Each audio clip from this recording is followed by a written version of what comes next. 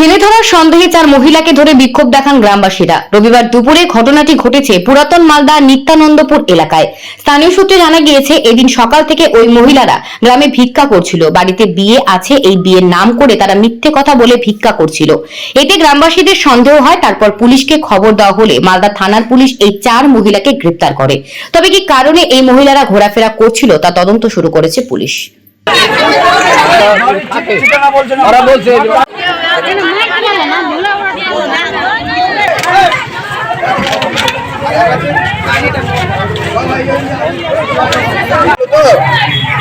করলাম আমাদের বাড়ি কোথায়, বলে বাড়ি আমাদের মলপুর। তারপরে আর এক পাড়াতে যদি দেখছি তা আপনি চলছে, ওখানে আগে জিজ্ঞাসা করলাম যে কিসের জন্য এসছো, মেয়ের বিয়ের সাহায্যের জন্য।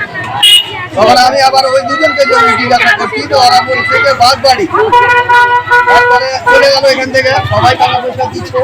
মেয়ের কথা যখন বলছে ওই পাড়াতে গিয়ে আবার বলছে যে বাড়ি হরিশ্চন্দ্রপুর, মানে যেখানে যেটা যাচ্ছে সেখানে ভাবে কথাটা বলছে।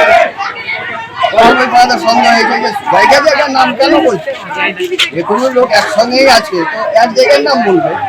সেখানে জায়গা জায়গা 2 জায়গা 3 জায়গা 4 জায়গা বলছে, আবার বলছে রামপুর, আবার বলছে এখানে তো 4 জন ছিল, আরো 2 জন কোথায় আছে আমাদের সঙ্গে। ওই পাড়া থেকে আটক করে নিয়ে আসলো, আমাদের পাড়া থেকে এদিক থেকে চলে গেল, তারপর ওদিক থেকে নিয়ে আসলো।